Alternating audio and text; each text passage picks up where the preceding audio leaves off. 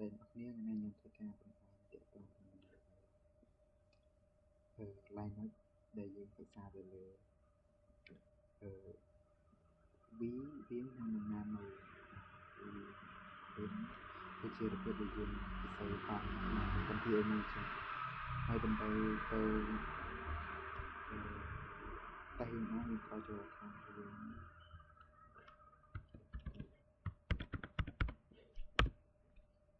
cái chia vậy dùng trồng không bắt đầu cái muốn ví thì phím thì anh anh thì bởi vì nó để dùng cái trang tập được tay được đâm bay thực ra cái đó thì dùng đầu càng đầu để phần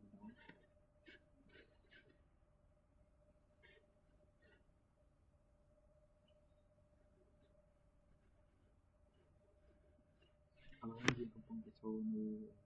user thì thêm tôi có cho bay switch to user switch to root user dùng bay cho mà assume nó switch tôi can root user thì tên cái password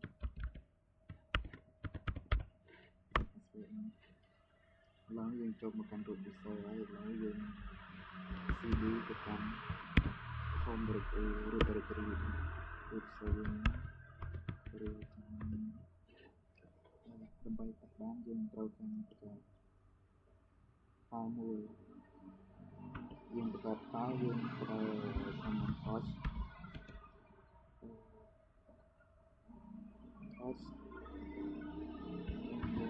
dia buang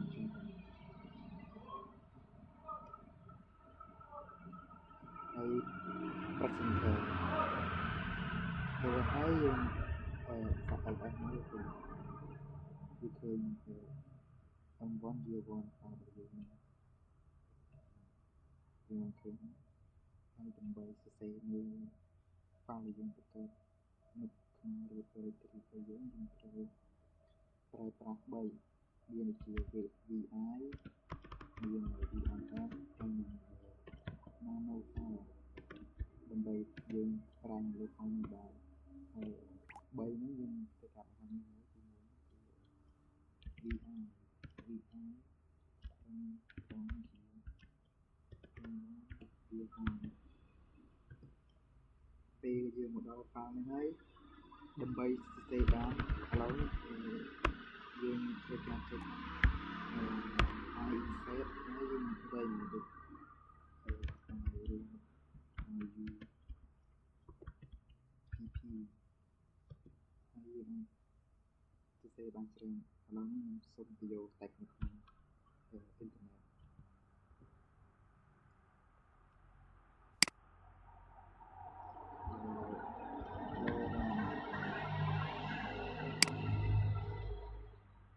វាជាការទៅពី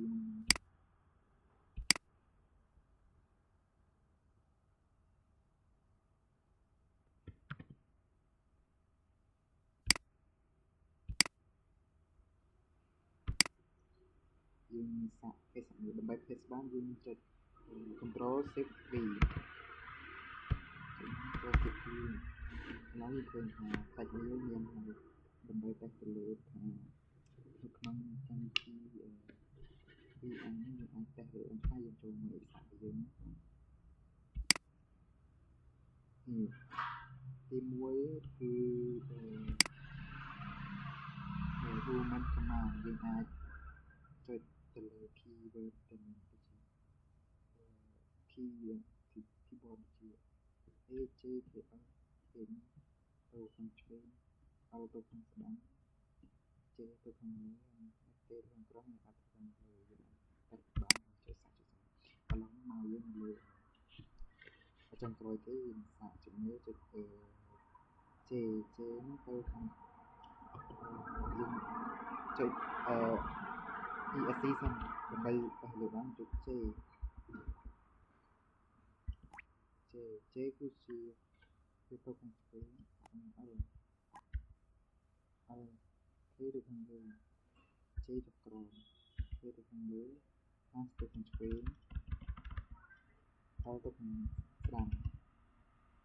ឥឡូវយើងទៅបាន J ទៅខាងឆ្វេង ទៅខាងស្ដាំខាសទៅខាងA ទៅខាងឆ្វេង L ទៅខាងស្ដាំ J ទៅខាងក្រោម និង K ទៅខាងលើឥឡូវនេះយើងមកធ្វើការតេស្តលើកំហុសផ្សេងទៀត W នេះយើង forward ហើយ B នេះ backward យើងសាកតេស្តមើលចុច W គឺវា forward ទៅខាងមុខរហូតពីយើងចង់ថយក្រោយយើងចុចអក្សរ B ទៅឬក៏ B ធំដែរ B backward វាថាមានន័យថា back ម្ដងមកពាក្យអញ្ចឹងហើយអាចតេស្តទៅលើ system ដូចជា parenthesis ដូចជាអត់នៃព្រាបពាក្យសំខាន់យើងចាក់សារនេះយើងចូលគឺអានេះគឺវាផ្លាស់ម្ដងមកសន្ធឹងមានថាវាផ្លាស់ម្ដងមកសញ្ញាខណ្ឌគឺចាប់ផ្ដើមនៅពេលខាងមុខហើយមួយទៀតរបស់យើងគឺ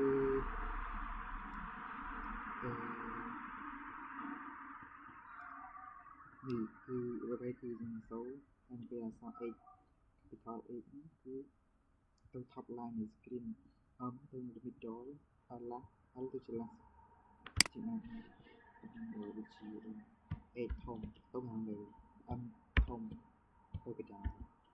ពី L ធំគឺទៅខាងជិត H M L ដាស់សំខាន់វាអាចតេស្តទៅលើផ្សេងទៀតខាងនេះមានច្រើនយើងអាចតេស្តឥឡូវនេះ N H ធំនិង N L ធំគឺ top និង bottom នៃ screen របស់តែគឺ N H ទៅខាង top ទៅទៀត N L ធំទៅខាងក្រោម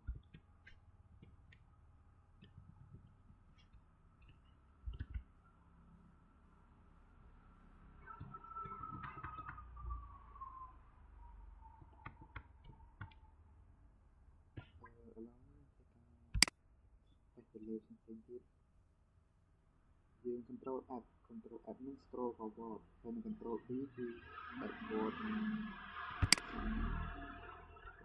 control F control B control C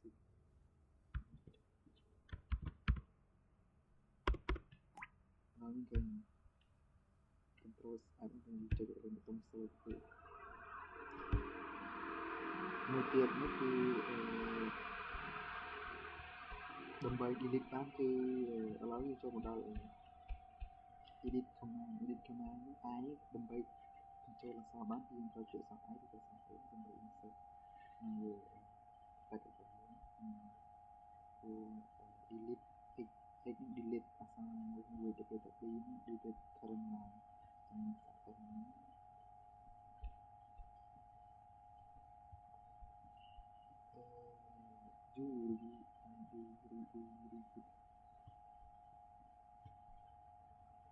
recovery ឥឡូវយើងសាកតាមគឺចុច x គឺលុបម្ដងមក character ទៅពេលខាង D double D នេះគឺលុបម្ដងមកស្ចឹកមកសិនទៅនេះតែដូចនេះហើយគឺឥឡូវយើងធ្វើការControl I ដើម្បី save បានធ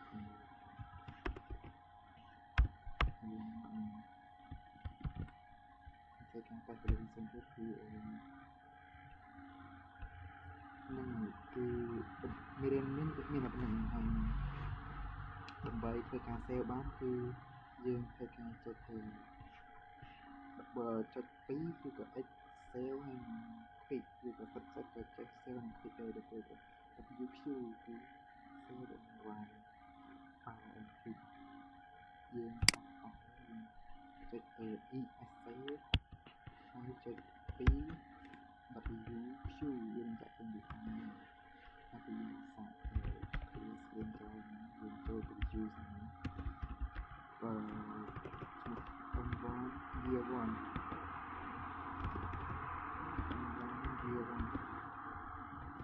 những kênh tài cũng thì ban xe và những kênh tài xịn hay đừng bị sự cải tạo trên khi mình bị cho một việcคือยังอาจจะคือมุนยังอาจจะนั่งยิงจาก ESA ซึ่ง ESE ซึ่ง ECA ถึง B W Q ก็อันนั้นคือเป็น WQ นี่ยิงอะไรให้มันติดเลยทางหนึ่งเปอร์เซ็นต์ยิงจังคือยิงจังอะไรก็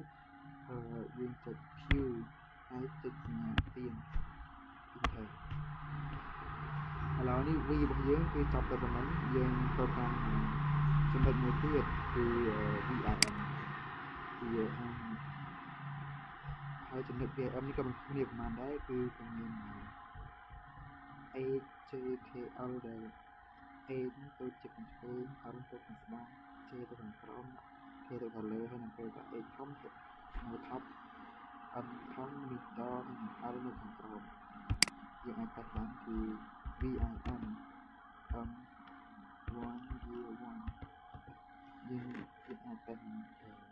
A ទៅខាងឆ្វេង L ទៅខាងស្ដាំ K ទៅខាងលើ J មកខាងក្រោមគឺដូចនេះគឺ V និង VRM នេះគឺស្តីគ្នាច្រើនតែ VRM នេះគឺមានរបស់ដែល Great Particle right here for comparison ដើម្បីលុបបានគឺពីក្រោមគឺត្រូវដូចគ្នាគឺ X ហើយដើម្បីទៅលុបនៅអក្សរមួយ X ធំទៅជា X ធំគឺលុបអក្សរពីមុនទៅ X ទៅលុបទៅC នេះជាខាងវាអាចតេស្តនៅបានច្រើនមែនទែនដើម្បីចូលបានយើងចុចអក្សរ E ឬក៏ A ដើម្បីទៅចូលអក្សរនេះបានហើយដើម្បី save គឺ W Q និង Q ទៅពីគឺដូចគ្នាចឹងយើងអត់ចាំបាច់តេស្តខាងនេះសារថាV និង VRM គឺការប្រើប្រាស់គឺដូចគ្នាច្រើនតែមួយអាប់ដេតថ្មីនិងមួយគឺរបស់ចាស់វាខុសគ្នាទីទួញយើងត្រូវដើម្បីចាក់ចេញពីប៉ានបានយើងចុច ESC ចុច2 WQ ក៏បាន Q ទៅទៀនក៏បានឥឡូវយើងទៅតាមចំណុចមួយទៀតគឺ Nano File ហ្នឹងNano File ហ្នឹងគឺបែបមាន graphic ឲ្យយើងអាចមើលបានគឺយើងអាច Control G for head Control X for exit Control O for round out Control R read file អញ្ចឹងហើយទីនេះគឺមាន graphic អញ្ចឹងយើងអាចតេស្តដើម្បីsave បានគឺយើងអាចបាច់ចុចដើម្បីsave បានដូចយើងដាក់ស្មើនឹងវាឲ្យយើងមើលធម្មតា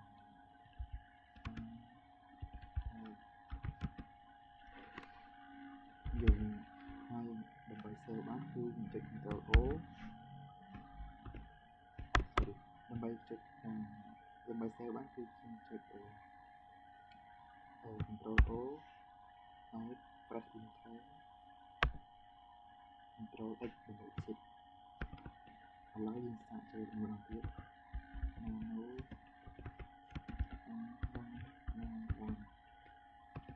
ឥឡូវគឺយើងឃើញថាយើងបានទៅយើងគឺបានស្គាល់ក្នុងតាមណាចឹងដើម្បីចេញមកគឺនៅគឺខ្ញុំបាន3នេះខុសគ្នាពីទួយទី1ទី2នេះខុសពីទួយតែ3នេះវាមាន graphic ហើយខ្ញុំទៅចុច control ហើយចុច insert image ចំណុចបងគឺមួយគឺ VR គឺពីរនេះគឺ VRM ហើយ Nano ដើម្បីចូលទៅប្រើតាមរៀនប្រើ3ហ្នឹងហើយចំណុច3នេះគឺទៅខ្ញុំបាននិយាយទៅអញ្ចឹងគឺមានតែប៉ុណ្្នឹងជប់គ្នាតាមវីដេអូក្រោយអរគុណ